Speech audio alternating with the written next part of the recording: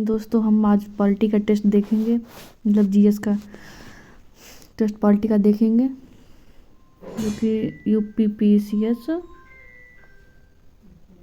और plus ROI के लिए। तो फर्स्ट हमारा क्वेश्चन देख लेते हैं यहाँ पे कि भारतीय राजनीतिक व्यवस्था की प्रकृति संघीय है, यह शक्ति के केंद्रीय पर आधारित है। बिल्कुल दोनों सही जवाब हैं, पर एक कथन की दोनों व्याख्या नहीं करता, तो आपका सेकंड ऑप्शन हो जाएगा। उसके बाद हम देख लेते हैं केंद्र सरकार और राज्य सरकारों को प्राधिकार प्राप्त होता है, तो इसका पहला ही ऑप्शन हो जाएगा आपका पहला ऑप्शन भारतीय संविधान से, जो संविधान संशोधन हमारा आर्टिकल 368 में दिया गया है अगर बात करें तो। उसके बाद हम देख लेते हैं तीसरा क्वेश्चन नंबर, केंद्रीय राज्यों के बीच वैधानिक शक्तियों का बंटवारा कौन सी सूची में हुआ था? तो 7वीं अनुसूची में हुआ था। ठीक है, 8वीं अनुसूची में आपकी जो कि भाषाएं दी गई हैं 22। ठीक है, उसके बाद हम चौथा क्वेश्चन देख लेते हैं, संघवादी व्यवस्था में एक स्वतंत्र न्यायपालिका आवश्यक है, यह केंद्र इकाइयों के बीच उत्पन्न विवाद का समाधान करती है। बिल्कुल सही जवाब है आपका, दोनों सही राइट हो जाएंगे। उसके बाद हम देख लेते हैं पांचवा क्वेश्चन कि यह कथन किसका है कि संविधान को संघात्मकता के तंग ढांचे में ढाला नहीं गया है? तो इसका किसका कथन था? BR अम्बेडकर का कथन था। उसके बाद हम देख लेते हैं छह क्वेश्चन, संघीय क्षेत्रों को प्रतिनिधित्व प्राप्त है संसद के दोनों सदनों में। ठीक है, संसद किस आर्टिकल में दिए गए हैं?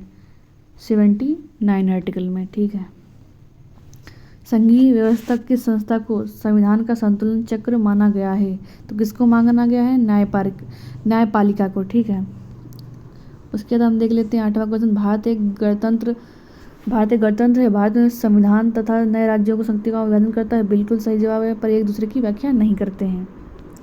उसके बाद हम देख लेते हैं भारत में संघवादिता व्यवहारिक नहीं है, भारत एक संघीय राज्य नहीं है।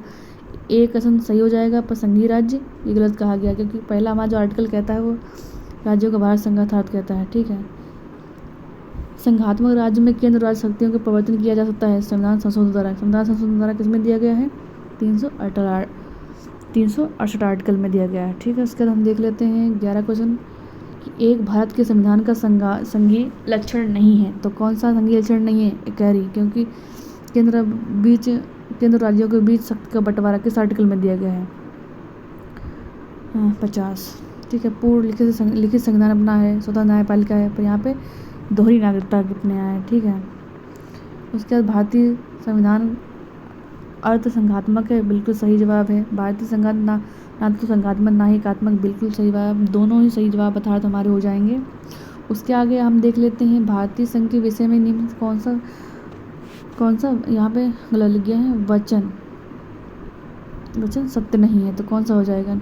यहाँ न्यायपालिका दोहरी व्यवस्था नहीं है, संघ न्यायालय की शक्ति का वितरण यहाँ पर राज्यसभा में समान प्रतिनिधित्व है, बिल्कुल गलत बात है, सत्य नहीं है। भारतीय संविधान निर्माताओं द्वारा संघीय ढांचा अपनाने का एक कारण था, तो इसका तीसरा ऑप्शन होगा, इस देश में जात धर्म भाषा की मित्रता के कारण स्वीकारा गया है। उसके बाद हम देख लेते हैं 15वां क्वेश्चन, भारत एक गणतंत्र है जिसमें अंतर्निहित है राज्य का अध्यक्ष निर्वाचित होता है, का फर्स्ट ही ऑप्शन हो जाएगा।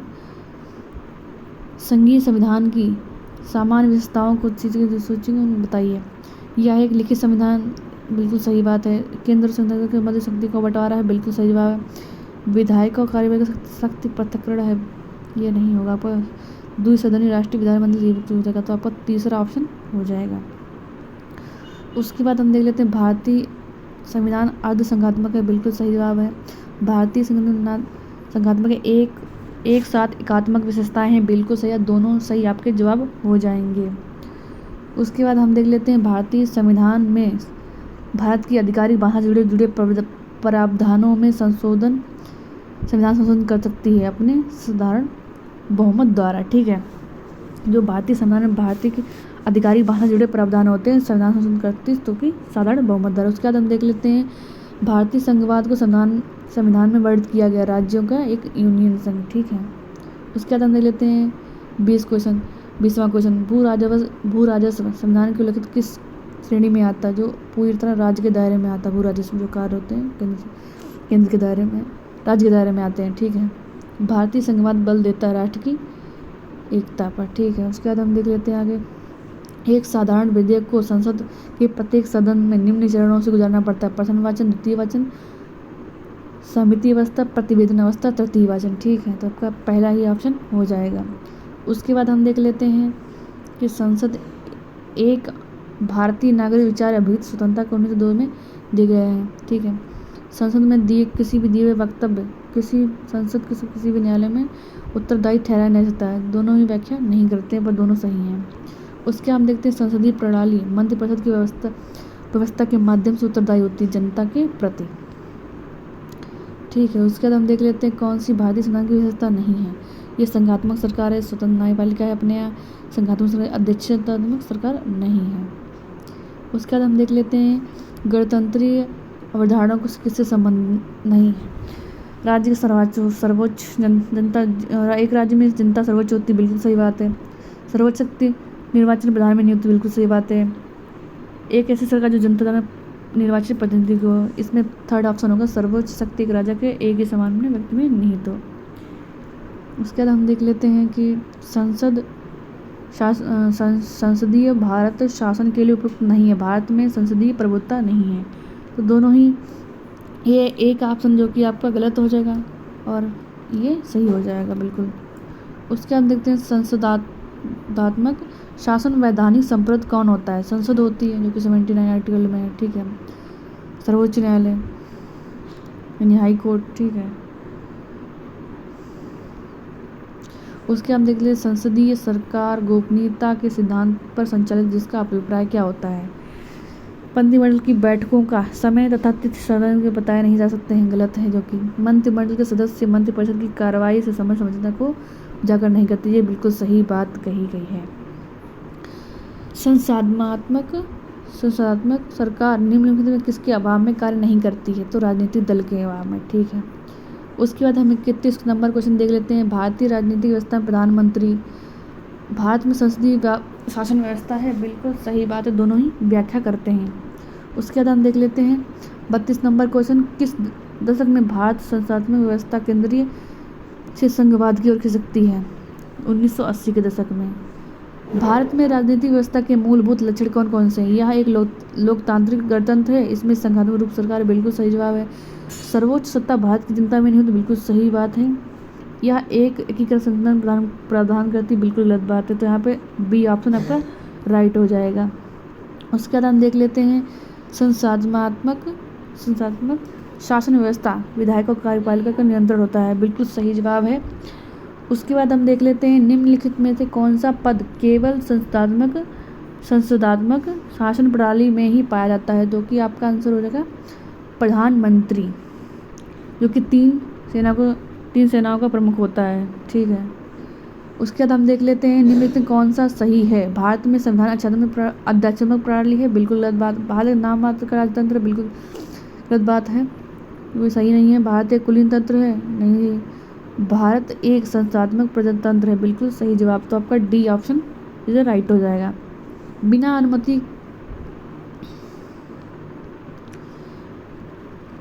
अनुमति के कितने दिन तक संसद से अनुपस्थित रहने पर किसी संसद को अयोग्य घोषित किया जा सकता है। तो आपका 60 दिन, ठीक है। बी आपका राइट आंसर हो जाएगा। उसके बाद हम देख लेते हैं सर्वप्रथम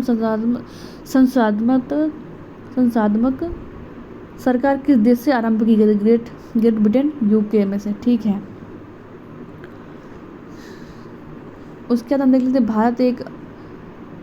भारत का एक अपना संविधान है। भारत एक लोकतांत्रिक देश है। तो दोनों ही सही हैं, पर एक दूसरे की व्याख्या नहीं करते हैं। तो आपका बी राइट आंसर। 40 नंबर हमारा क्वेश्चन क्या कहता है। भारत की संसद को कानून निर्माण शक्ति के लिए प्राप्त है। भारत का संघ प्रदेश डोमिनियन दर्जा दिया जाना चाहिए, ठीक है। कहीं भी बिल्कुल डी ऑप्शन सही हो जाएगा, तीनों ही राइट हो जाएंगे। उसके बाद 41 सुन देते हैं। भारत के उच्चतम न्यायालय में न्यायाधीशों के वयस्क में वृद्धि किसमें नहीं थी, संसद में, ठीक है। उसके बाद हम देख लेते हैं अविश्वास प्रस्ताव, कई बार एग्जाम में पूछा जाता है। अविश्वास प्रस्ताव किन आधारों पर क्या कहते कि जिन आधारों पर राज्यसभा को अविश्वास प्रस्ताव करने का अधिकार नहीं है। तो ये दोनों ही सही, बिल्कुल सही बात है। कौन सा तत्व भारतीय फोर मूल कर्तव्य में वर्णित नहीं है? मूल कर्तव्य कहाँ से लिए गए हैं? रूस से लिए गए हैं, या ध्वज का आदर करना, भाईचारे का विकसित करना, जो माता पिता गुरु को, तो ये नहीं सही है, इसमें नहीं देगा। हमारी शक्ति की मूल्यवान धरोहर रक्षा करना, तो आपका सी ऑप्शन राइट हो जाएगा। 40 नंबर क्वेश्चन हमारा कहता है कि कौन सा मौलिक कर्तव्य में नहीं शामिल है? तो उन्हें परमादेश से प्रभावी बनाया जाता है, यही आपका राइट आंसर हो जाएगा कि नहीं देगा। इसमें संवैधानिक बिडाई ये सही है, ये भी सही है, ये भी सही है, तो इसका ऑप्शन ए हो जाएगा। संविधान के संशोधित अनुच्छेद में प्रत्येक नागरिक के संविधान का अनुपालन करना, आदर्श संस्थाओं, राष्ट्रीय ध्वज गान के लिए सम्मान प्रदर्शित करना एक कर्तव्य है। मूल कर्तव्य 51 के काम है, मौलिक कर्तव्य। ठीक है,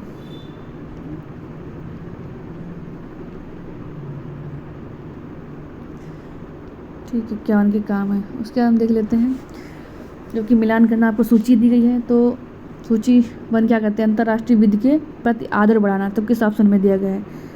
51 के काम में दिया गया। ठीक है, का 51 के काम है। प्राणियों के प्रति दया भाव रखना, तो इसमें ही हो जाएगा 51 के गा में दिया गया। ज्ञानार्जन और सुधार की भावना का विकास करना, तो आपका आर्टिकल का जा हो जाएगा। ठीक है, मतलब 51 का काम में जा में आएगा। तो राज्य की लोक सेवाओं में न्यायपालिका को कार्यपालिका से अलगाव, तो इसे 50 में आ जाएगा, न्यायपालिका शक्ति। उसके बाद हम देख लेते हैं 47 नंबर क्वेश्चन, भारतीय संविधान के अंतर्गत मौलिक कर्तव्य में शामिल नहीं है। तो ग्राम पंचायत ये नहीं होगा। ठीक है, तो ये आर्टिकल 40 में आपका दिया, ग्राम पंचायत गठन, देश की रक्षा करना, संस्कृति का महत्व, ये सब सारे आपके हो जाएंगे। ठीक है, इसका जो ऑप्शन राइट होगा तो ये होगा, क्योंकि ग्राम पंचायत गठन की सहायता करना, ग्राम पंचायत का जो गठन है आर्टिकल 40 में दिया गया है। उसके बाद हम देख लेते हैं 48 क्वेश्चन, मौलिक कर्तव्य में कौन सा शामिल नहीं है? आम चुनाव में मतदान, बिल्कुल सही जवाब है, तो आपका ये राइट हो जाएगा। उसके बाद हम देख लें, अगर वीडियो को अच्छा लग रहा है तो सब्सक्राइब कर लें और लाइक कर दें, और आप टॉपिक बता दीजिए, उस टॉपिक पे आपको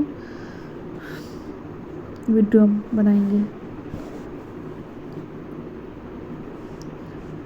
49 क्वेश्चन, मौलिक कर्तव्य कौन सा नहीं है? एक राष्ट्रीय महत्व के स्मारकों की स्थापना रक्षा करना, तो ये नहीं हो गया, बाकी सब आपके होंगे ये। ठीक है, तो हमारा 50 जो कि हमारा आखिरी क्वेश्चन है, भारतीय संविधान के मौलिक कर्तव्य में कौन सा सही है? तो 42 संविधान संशोधन 10 मौलिक कर्तव्यों को जोड़ा गया था, बिल्कुल सही जवाब है। वर्ष 2002 में मौलिक कर्तव्य में सम्मिलित किया गया, जो कि 11वां था, बिल्कुल सही, दोनों ही सही आपके जवाब है। तो वीडियो अच्छा लगा तो आप लाइक कर दीजिए, सब्सक्राइब कर दीजिए। ऐसे वीडियो आगे देखने के लिए आप हमारे चैनल को सब्सक्राइब कर दीजिए। धन्यवाद।